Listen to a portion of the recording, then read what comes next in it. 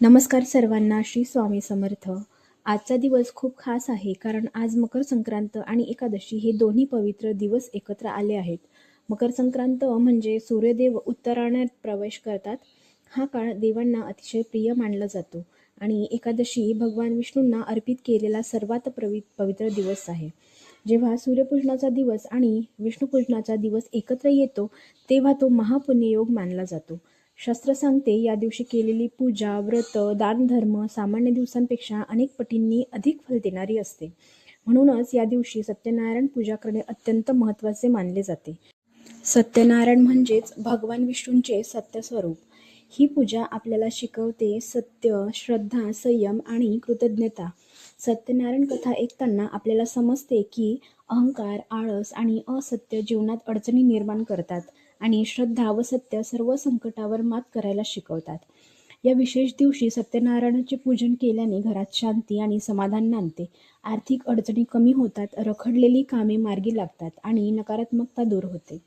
जे लोक सतत प्रयत्न करूनही यश मिळत नाही असे म्हणतात, त्यांच्या घरात तणाव, आजार किंवा अडथळे वाढले आहेत, त्यांनी या दिवशी नक्कीच ही पूजा करावी. अनेक जण विचारतात, ही सत्यनारायण पूजा घरच्या घरी कशी करावी, मांडणी कशी असावी, काय साहित्य लागते?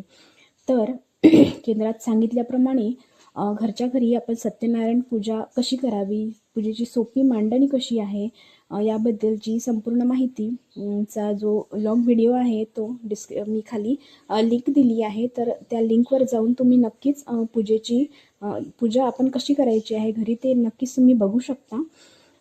तर या दिवशी शक्य असल्यास उपवास किंवा फलाहार करा. सकाळी स्नान करून सूर्यदेवांना अर्घ्य द्यायचं आहे आवर्जून आणि मनापासून भगवान विष्णूंचे स्मरण करायचे आहे. ओम नमो भगवते वासुदेवाय या मंत्राचा जप केल्याने मनशांती होते आणि सकारात्मक ऊर्जा वाढते. तसेच आजच्या दिवशी तीळ, गूळ, धान्य किंवा अन्नदान केल्यास ते अक्षय पुण्य देते असे मानले जाते. लक्षात ठेवा, पूजा मोठी असो किंवा छोटी, ती श्रद्धेने केली तरच ती फळाची येते. आणि उद्या सत्यनारायण हे दिवसभरामध्ये केव्हाही करू शकता. तसं तर आपण सत्यनारायण प्रदोष काळामध्येच करतो, पण उद्या दिवसभरात केव्हाही तुम्ही सत्यनारायणाची पूजा करू शकता. एकादशी असल्यामुळे उद्या प्रसादाचा शिरा न करता आपल्याला फळाचा किंवा दुधाचा नैवेद्य बाळकृष्णाला आपण दाखवू शकतो. तर त्यामुळे शिरा करायचा नाही आहे. उद्या फळ किंवा दुधाचा नैवेद्य बाळकृष्णांना दाखवायचा आहे. संपूर्ण पूजा मांडणीचा व्हिडिओची लिंक ही खाली दिलेली आहे. तर नक्कीच तिथे जाऊन तुम्ही चेक करा आणि नक्की ही विष्णू भगवानची सेवा करा. श्री सत्यनारायण भगवान सगळ्यांच्या जीवनामध्ये सुख समृद्धी आणि भरभराटी देव हीच प्रार्थना. नमस्कार.